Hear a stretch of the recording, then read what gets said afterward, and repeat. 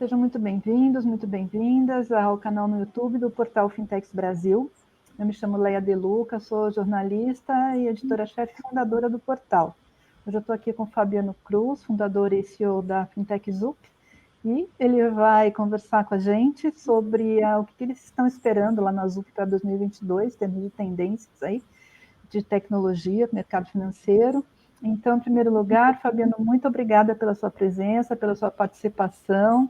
E vamos lá, conta para a gente um pouco da sua história, da história da ZUP, mas vamos começar falando de perspectivas para 2022, por favor. Todo começo de ano vocês soltam, né? Um pequeno relatório com as expectativas aí. Obrigada, Fabiano.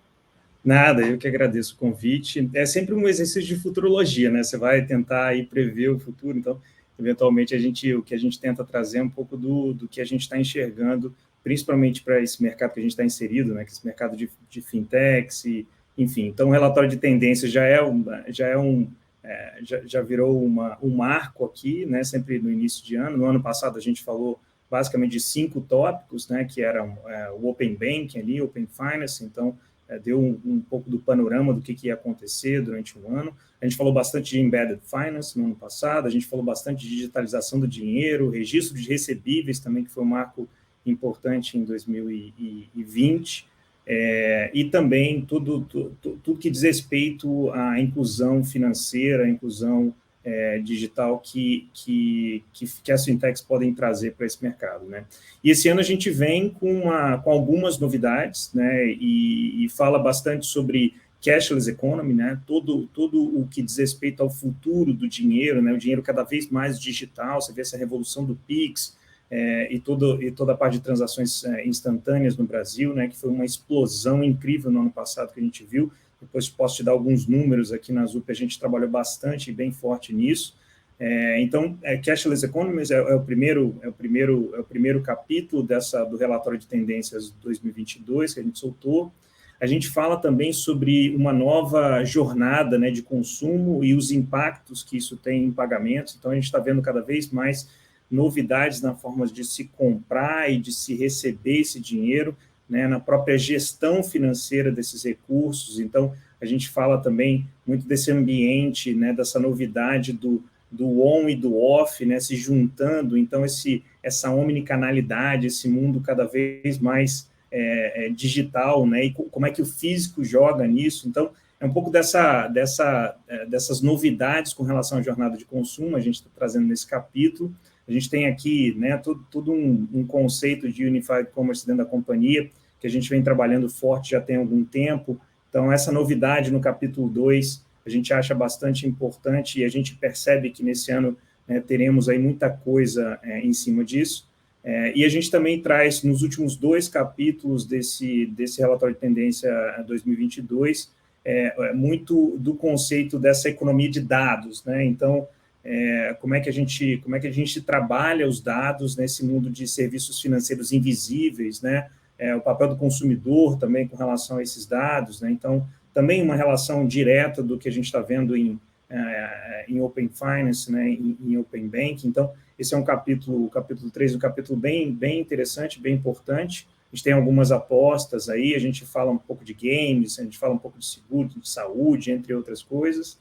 E, por último, não menos importante, que a gente viu, né, principalmente agora, com todo mundo, né, depois desse momento de pandemia, tudo se tornou cada vez mais digital, etc. Então, você vê também uma necessidade de trazer uma maior segurança para esses processamentos e para essas transações digitais. Então, a gente fala bastante sobre cybersecurity, a gente fala sobre a fluidez de pagamentos e como é que essa segurança ela é importante para proteger também, né, os clientes. Então, tokenização de cartão, a gente fala sobre autenticação de maneiras das mais variadas possíveis, fala de biometria, a gente fala... Então, são 4 capítulos bem interessantes, né, como eu falei, um exercício de futurologia. Aqui é os nossos 2 centavos aqui para falar um pouco e movimentar um pouco esse mercado. E que bom, está sendo super bem recebido. Todo ano que a gente solta relatório de tendência, sempre a gente tem muitos meios. Agradeço, né, a Fintechs Brasil por ter divulgado também esse relatório,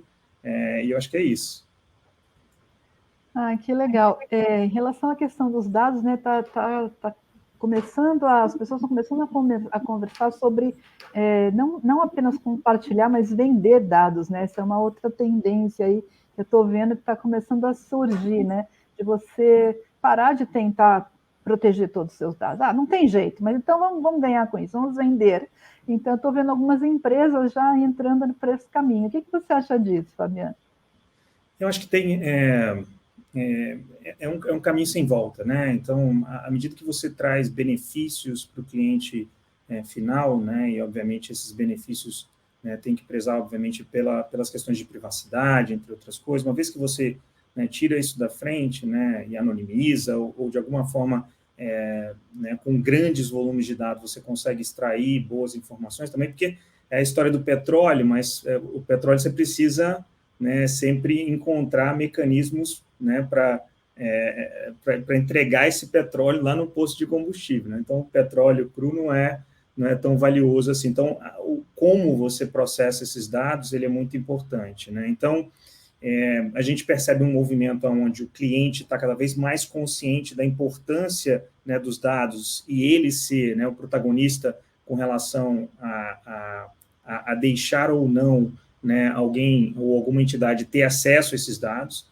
Então, eu vejo como um caminho sem volta, no sentido que, à medida que a gente, como eu falei, digitaliza todo o transacional, você vai ter cada vez mais oportunidades de compartilhando esse dado, ter um benefício também em contrapartida, que pode ser até monetário. Então, eu vejo com bons olhos, mas a gente precisa também entender quem está jogando esse jogo. Então, a gente precisa de entidades e instituições comprometidas. Então, aí você tem todo um arcabouço legal também para controlar isso, comprometidas com a privacidade dos nossos clientes, dos clientes em geral, e a ZUP faz isso muito bem há muitos anos. Então, acho que é isso. Open Finance vai jogar também um jogo bastante interessante com relação a isso. Então, você imagina uma oportunidade que você tem para ter acesso a crédito mais barato, para ter um histórico melhor de um cliente, à medida que ele diz, isso aqui é o dado que eu tenho, olha o meu histórico aqui, você tem essa possibilidade, esse opt-in.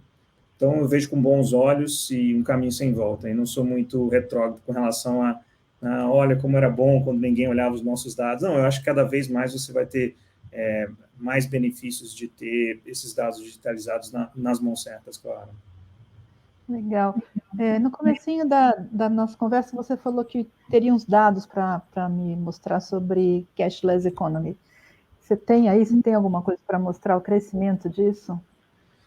O que a gente viu foi uma explosão gigantesca aqui no nosso lado de processamento de transações, principalmente no Pix, ali foi um sucesso estrondoso. A gente hoje, dentro da ZUP, processa 5% de todo o transacional de pessoa para negócios no Pix, então é um volume brutal, a gente está falando de quase 6, 7 bilhões de reais que a gente processa. E aí o Pix como um todo, o sucesso estrondoso, com todos os números que o Pix tem, é um sucesso estrondoso. Então, sem dúvida, a digitalização começa por aí, e um caminho sem volta que a gente viu. Antes, transações que você não podia fazer nos finais de semana e à noite, etc. Então, você viu essa explosão. Para mim, é uma nova modalidade de pagamento que veio para ficar. A gente também viu um número significativo de transações contactless. Então, cada vez mais, você vê cada vez mais clientes usando o cartão ou as carteiras digitais no ponto de venda, então, seja no POS ou no TEF. Então, você vê essa transação cada vez mais digitalizada. Então, a gente viu essas pequenas demonstrações de que também a gente está cada vez mais virtualizando o dinheiro. Então, o papel moeda já deixou há muito tempo de ser o protagonista, então os meios digitais de pagamento, eles vêm ganhando cada vez mais força, e aí daqui a pouco o real digital, entre outras, você vai ter ali boas oportunidades de você diversificar a forma com que você recebe essas transações. Então, também isso conversa bastante com inclusão, então você tem um sem número de clientes novos entrando, porque antes, ou porque não tinham um cartão de crédito, não podiam transacionar online. A gente, por exemplo, a gente tem um dos clientes aqui, que é o iFood. A gente viu também um volume significativo de transações Pix dentro do iFood, para você comprar ali uma comida, ou comprar no seu supermercado, ou na farmácia. Então, para mim, cashless economy é um caminho também sem volta, e esse cenário vai ser cada vez mais impulsionado por novas tecnologias. O Pix foi uma modalidade incrível, NFC, né, com pagamentos ali com carteira e cartões, né, sem contato. Acho que é também um caminho sem volta. Legal. Você falou de exercícios de futurologia, né? Agora, quando vocês fizeram um relatório, por exemplo, do ano passado, o que vocês acertaram, o que vocês não acertaram um ano depois? O que você pode dizer? Vocês foram bem nesse exercício de futurologia? Foram bons videntes ou não? Eu acho que a gente acerta muito mais do que a gente erra, né? Mas, por exemplo, a gente falou de registros de recebíveis, né? Apesar das dores, registros de recebíveis é uma realidade hoje no mercado, né? Então você tem né, todo o seu histórico de recebíveis performados de cartão, isso centralizado, isso deu bastante fluidez no sistema, né? Novas oportunidades surgiram, novos sistemas, novas fintechs. Isso foi Eu diria que a gente acertou tudo, tá? Embedded Finance, que é o capítulo 2, a gente falou muito disso, muito antes até de fintech, e a ZUP é anterior ao termo, né? Mas a gente falava e acredita muito nisso como plataforma, que qualquer um pode se beneficiar, né, de ter serviços financeiros embarcados, né, dentro das suas soluções, né? Então, se você tem um RP ou qualquer solução tradicional, e você eventualmente acredita que aquilo pode ter uma ponta de serviço financeiro, seja para enviar um Pix, ou enviar uma TED, ou pagar uma conta, né, dentro daquela solução, ou seja, fazer um banking fora do banco, a gente acredita bastante que qualquer um pode ser uma fintech, né? Então, a gente fala de embedded finance tem um tempo, e, sem dúvida, é uma realidade. A gente vê cada vez mais empresas tradicionais trazendo esse elemento de serviços financeiros para dentro das suas soluções, para criar uma jornada mais fluida para os seus clientes, né? Então, sem dúvida, o capítulo 2 veio para ficar, foi o capítulo do ano passado, que a gente falou de Embedded Finance, e a gente vai ver cada vez mais essa fintechização do mundo, né? Então, novas empresas usando, espero que usem a ZUP, né, como Fintech as a Service que somos,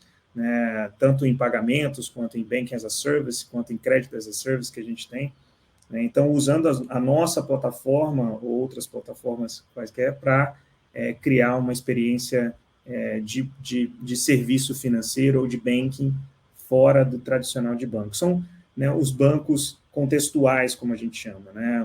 Um outro exemplo é o próprio iFood, que criou a conta digital para os restaurantes usando a nossa tecnologia de Banking as a Service. Então, sem dúvida, uma solução de serviços financeiros embarcados, Embedded Finance. A gente falou de Open Bank vai pegar, sem dúvida, vai virar uma realidade, ainda tem muito caminho ainda pela frente. E para mim, o que toca demais, a gente falou no ano passado, mas essa inclusão financeira, né? Você vê cada vez mais, principalmente durante a pandemia, né, novos entrantes, né, que fizeram a sua primeira transação online, né, pela primeira vez. O Pix, sem dúvida, um protagonista nisso, entre outras soluções que existem, né? Então, a gente vê a tecnologia aplicada ali ao desenvolvimento social e econômico. Então, para mim, fala demais com o meu coração, e muito da razão da gente ter criado a ZUP tem a ver com isso, né? A gente acredita demais no poder da tecnologia para o desenvolvimento social e econômico, e, sem dúvida, a gente vem democratizando esse mundo de pagamentos e serviços financeiros com a nossa plataforma, né? E, então, acertamos bastante, tá? Eu diria que a gente acerta bastante. Teve um capítulo de digitalização do dinheiro também, que eu acho que a gente sempre vai falar nele, porque sempre tem novidades nesse mundo de digital, né, cada vez mais.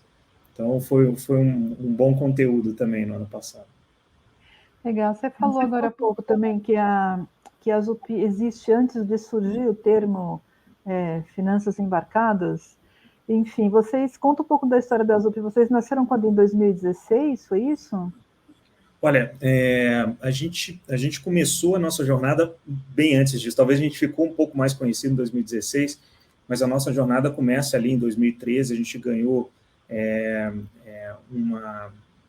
uma premiação muito, muito importante da Qualcomm Ventures, chamada Q-Prize, e o Q-Prize ele já elegeu grandes startups mundo afora, e a ZUP foi uma delas em 2013. Então, a partir dali, né, a nossa missão, né, e muito dividida com esses investidores no início, que acreditaram na gente, era exatamente essa: construir uma plataforma tecnológica para que qualquer um pudesse, né, desenvolver soluções tecnológicas de serviços financeiros, né, na nuvem, usando essa infraestrutura totalmente cloud native, uma novidade na época.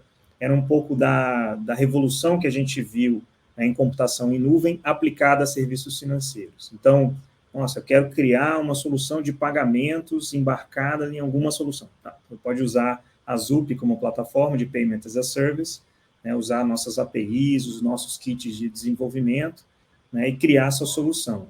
E a gente foi muito bem sucedido. Nesse início, era um conceito bastante novo, né? A gente, até o termo fintech fica mais usual, a gente era conhecido como, né, uma plataforma, o AWS de serviços financeiros, então nos comparavam um pouco com esse mundo de cloud computing, né? E aí a gente viu, obviamente, que não era só pagamentos, né, que a gente podia expandir isso para todos os serviços financeiros, basicamente. Então, essa solução cloud native de serviços financeiros nasce em pagamentos, ela avança para banking, vai para crédito, investimentos. Então, tudo que você conhece hoje de serviços financeiros vira um elemento nessa nuvem, né, e qualquer um pode puxar esses elementos e criar a sua solução, a sua fintech. Aos poucos, a gente foi ficando mais conhecido, né, foi trazendo mais clientes, mais cases, né, a gente teve cases bem emblemáticos, né, como os motoboys do iFood, que eventualmente usaram uma maquininha de cartão lá em 2017 para começar a receber pagamentos, não precisavam mais voltar, né, para o restaurante, pegar aquela máquina do restaurante, eram poucas máquinas, então não dava para fazer vários deliveries ao mesmo tempo, então tinha ida, tinha volta, né, o iFood, né, quebra isso usando uma solução tecnológica embarcada no aplicativo do motoboy, né, conectada com o nosso kit de desenvolvimento, né, com uma maquininha móvel de cartão, e aí começa a receber pagamentos. Então, você imagina, uma solução que nem, né, a ZUP não aparece praticamente, a gente é B2B, muito behind the scenes, né, como infraestrutura tecnológica, mas que fez uma diferença e tanta para essa dinâmica de delivery, né, ali em 2017. Então, basicamente, nascemos ali em 2013, né, começa com Payment as a Service. Hoje, essa unidade de negócio de pagamentos, ela processa algo em torno de quase 30 bilhões de reais. A gente vem crescendo 3 dígitos por ano, basicamente. A gente já fez aí, né, num mês, quase 3 bilhões de reais em volume total processado, quase 500 milhões de transações, né, no Pix, como eu falei, um sucesso também. Banking depois, né, foi a segunda unidade de negócio que a gente também começou a crescer bastante, então mais de 350 mil contas digitais já criadas com a nossa tecnologia, muitos cartões emitidos, quase 150 mil, se eu não me engano, muitos prêmios, muita ralação, muita dificuldade, essa vida empreendedora, mas somos aí quase 400 Zupers apaixonados pelo que a gente faz, né, que a gente chama aqui a turma de Zupers, com muita garra e muito afim de mudar a realidade desse mercado, né, que sempre foi muito concentrado. Então, o mercado, tanto de pagamentos, né, lá atrás, se você lembra bem, né, a gente tinha ali basicamente um duopólio, que bom que isso se abriu, no mercado também de banking, bancos, também bastante concentrado. Então, a gente tem uma oportunidade tanto com novas tecnologias que não existiam há algum pouco tempo atrás, de mudar bastante essa realidade de pagamentos, de banking, de crédito, e é isso que a gente está fazendo. Então, né? A ZUP nasce com essa missão de revolucionar esse mercado, democratizar esse mercado, né, e trazer soluções.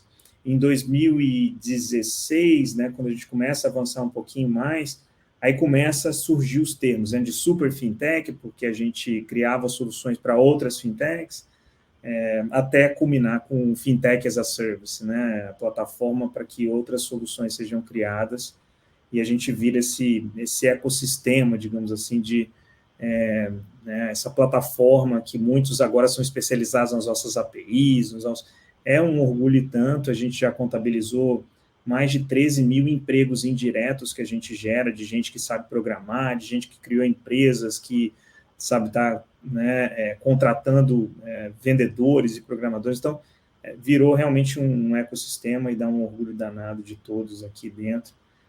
E a nossa jornada empreendedora está só começando, assim, né? Ainda feels like day one, assim, desde o início, é sempre dia zero, é sempre dia um, a gente está sempre animado com o que a gente está fazendo aqui. Fabiana, você citou ao longo aqui da nossa conversa algumas vezes o iFood, né? Não sei se a maioria das pessoas aqui deve saber, mas vocês fazem parte do mesmo grupo, né? Que são investidos aí da Movile. Eu queria que você contasse, lembrasse um pouco, quando foi que a Movile entrou de sócio, né? Enfim, como é que é essa estrutura e como é que é o cap table de vocês hoje em dia na ZUP? A Movile entra num momento que a gente já tinha recebido, né, os primeiros aportes ali, então a gente captou algo em torno de 1,1, 1,2 milhão de dólares na época, com Qualcomm Ventures, Avalanche Ventures, então tinha alguns investidores no início. A gente começa a tracionar e muito rapidamente começa a escalar, né, em volume de transações. O conceito de plataforma, dentro dessa economia de plataforma, ele tem um efeito de rede muito grande, porque uma vez que você traz um cliente, né, você tem a oportunidade de chegar em muitos outros estabelecimentos, pessoas físicas ou jurídicas, ou até mesmo no consumidor. Então, a gente teve esse efeito, né, essa atração, e aí o iFood primeiro entra como cliente, e aí a gente já estava buscando um Series A na época, a gente fez alguns papos, e a Movile, obviamente, falou, vocês já estão em casa, a gente já se conhece, né, por que não, né, fazer esse investimento agora que vocês estão buscando? Então, começa ali final de 2017, né, tivemos bastante papo ali em 2017, mas final de 2017, a Movile entra como investidora, né, minoritária, e aí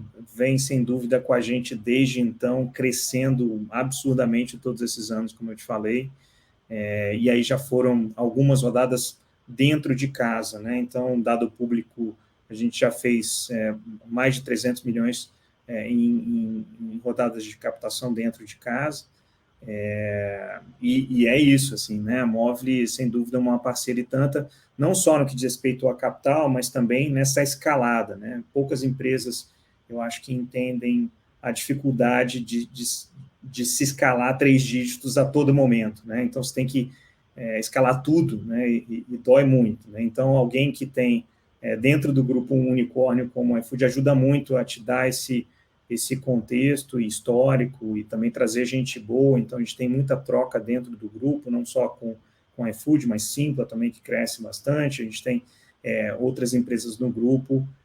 Então, Movile entra para ajudar nesse crescimento e tem sido uma parceria de muito sucesso de lá para cá. E aí, falando em unicórnios, a ZUP é um unicórnio já?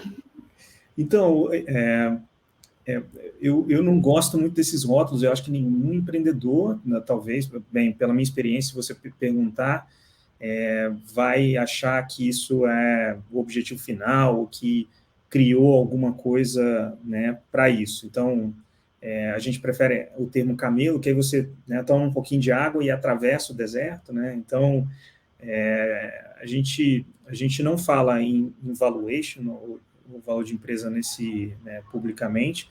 O que eu posso dizer é que a gente vem dando bastante retorno, né, no que diz respeito enfim, a expectativa dos nossos investidores, né, tanto aqueles que tiveram com a gente lá atrás, quanto os atuais. Então, a gente vem crescendo muito e, obviamente, por crescer muito, você também valoriza a companhia e E isso é fruto também de muito trabalho, muito suor, de muita gente aqui, né? Como eu te falei, de muitos Upers apaixonados pelo que a gente está fazendo, mudando esse mercado.